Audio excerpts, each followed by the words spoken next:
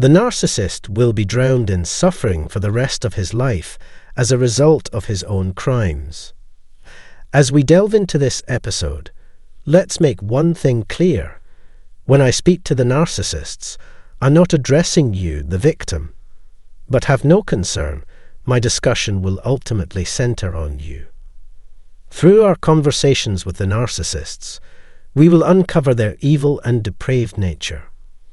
Our discussion today will center on the devilish behavior of narcissists, focusing on 5 actions that are nothing short of malicious. Now, some may contend that the term evil is inappropriate when referring to narcissists, citing scientific arguments that prohibit such strong language. However, the destruction they inflict upon their victims is incalculable, extremely destructive, and wholly inexplicable by scientific or spiritual means. Are you curious to find out more about my viewpoint and why I hold it? Then follow me until the conclusion of this episode. Prepare for your senses to be opened. Number 1.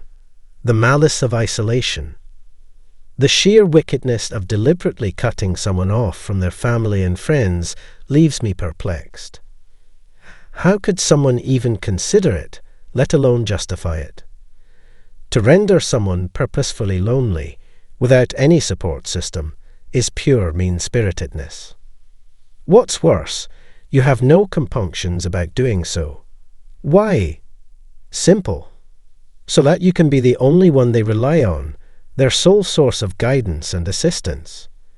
You want to keep them close financially, emotionally, physically, and psychologically, making them utterly dependent on you.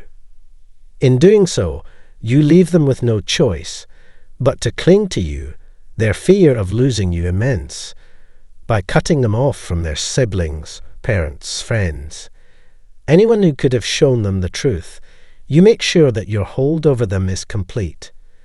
Through manipulation and brainwashing, you inflate your importance, even convincing them that everyone is out to harm them, except for you. You convince them that everyone is an enemy, except for you. It is the height of evil to convince someone of this lie, that they are helpless without you, that no one else loves them. The idea that the intentional destruction of their support system is necessary to establish absolute control is abhorrent. If this isn't evil, then I don't know what is. Number 2, the perniciousness of delusion. How can one intentionally warp reality to suit their needs and at the cost of another's sanity? It is an evil beyond measure to know deep down that their perception is incorrect, yet continue to control and abuse their victim by insisting that everything is as they say it is.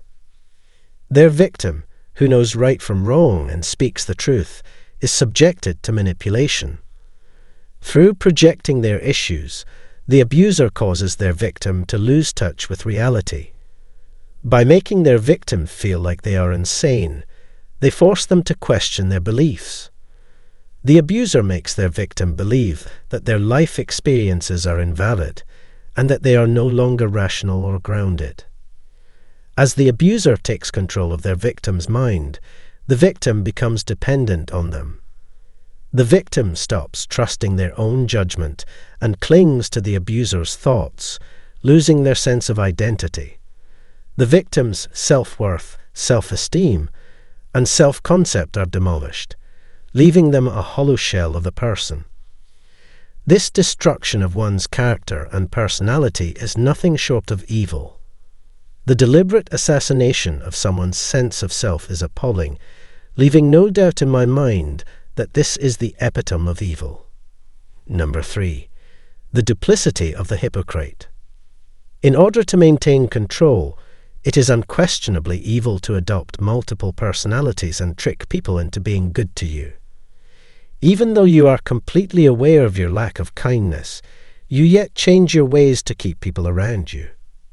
You know right from wrong because you only act nicely when it is absolutely necessary. You are aware that by acting rudely, selfishly, and arrogantly, you run the risk of losing your supply. But despite the harm you cause to others, You choose the simpler path to satisfy your own needs rather than acting morally. You intentionally keep your partner and child in the dark when it serves your interests to do so. You're a pathological liar who is aware that your lies have devastated people's lives and caused immense distress. Without any regard for their sentiments or a moral compass, you lie to them, scam them, and betray them. Your morality is perverted. It is made to satisfy solely your self-serving interests and desires. You simply worry about how to accomplish your goals. You don't give a damn about right or wrong. If it helps you achieve your goals, you'll even go so far as to willingly sacrifice your own child. This degree of depravity is unfathomable. It is repulsive to ruin someone's life and hide the truth without feeling regret or sorrow. And altering your personality in order to manipulate others constitutes hypocrisy, a lack of authenticity, and most importantly, a lack of integrity. Number 4. The disgrace of false accusations. To intentionally disseminate false information about someone because they did not do as you wished is the epitome of evil.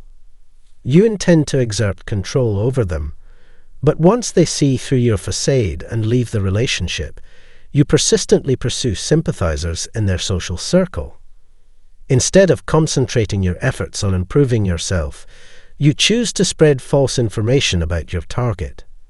You know they are untrue on a fundamental level, but your relentless and vindictive nature compels you to fabricate more and more lies until your victim is isolated, losing their reputation, job security, and everything they've worked for.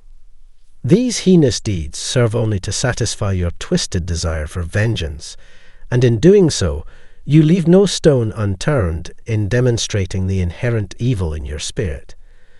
The darkness you repeatedly choose to embrace in order to accomplish your goals is incomprehensible. If destroying another person's existence and causing them to lose everything they hold dear in order to obtain what you want is not evil, then what is? These callous and ruthless actions are indicative of a wicked person who will stop at nothing to achieve their goals. Number 5. The deception of coolness. To act cool, calm, and collected in front of others while pushing the victim to the brink of insanity is pure evil. You possess the art of putting up a show, projecting an image of the same person, feigning ignorance to their reactions. You aim to prove your innocence, acting like nothing is wrong. Mysteriously, in their eyes, the victim is the bad person, crying, sobbing, feeling helpless before your abuse and unable to make sense of it. You've driven them to the point of giving up, and as they unravel in agony, they see nothing in you but a composed individual who has it all together. As the victim suffers, you relish in the victory of the views, knowing precisely how you framed the narrative. You shape the environment to place blame on them, painting yourself as the true victim. You relish on preying upon their vulnerability, their incessant pain, intentionally doing it. And when questioned about your actions, you claim to have had enough of the victim's hysterics, acting as if you are the one to be pitied. You conceal the true depths of your abuse and masquerade under the facade of a victim. The damage done is irreversible and unconscionable. If not evil, then what is? Your actions are nothing but a testament to your manipulative, scheming, and morally bankrupt nature. You selfishly choose to masquerade under the guise of a composed and put-together individual to serve your purposes. Your motives are to skew reality, distort the truth, and spread lies that better frame you as the innocent party. You want to evade culpability and avoid any finger-pointing that may single you out as the villain. But what sort of psychological explanation or definition justifies such reprehensible actions? Nothing can ever justify these behaviors, as I have personally experienced the wounds that come with it. When in the presence of such individuals, it feels like you are staring down the devil himself, coordinated with diabolic precision. Countless victims have expressed the sentiment that no matter how much they hurt, they would never wish this insidious evil upon another. They would never stoop as low as to perpetuate such heinous acts, because it is not the pain that drives you to make these choices. It is a conscious decision reinforced repeatedly through your actions. What are your thoughts on this?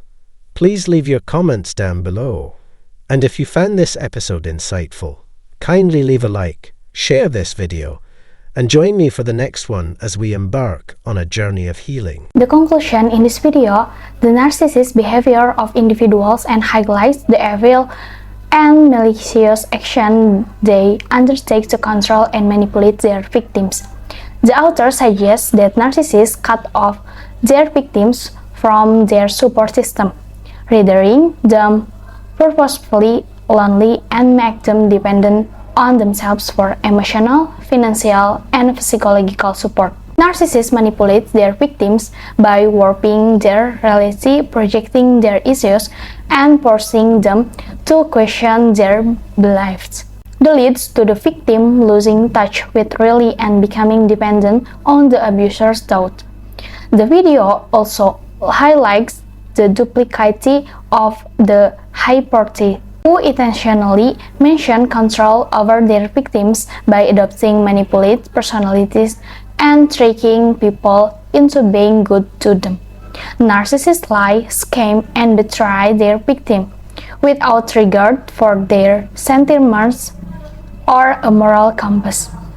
They lie to them and alter their personalities in order to manipulate others, which contradicts hypocrisy, a lack of authenticity, and a lack of integrity. Furthermore, the author suggests that narcissists intentionally spread false information about someone because they didn't do as they wished, which is the epitome of evil. These heinous deeds serve only to satisfy the narcissist's twisted desire of vengeance, and in doing so, the victim loses their reputation, job security, and everything they have worked for. Thank you for watching this video. Don't forget to click like, share, and subscribe to the channel. See you on the next video.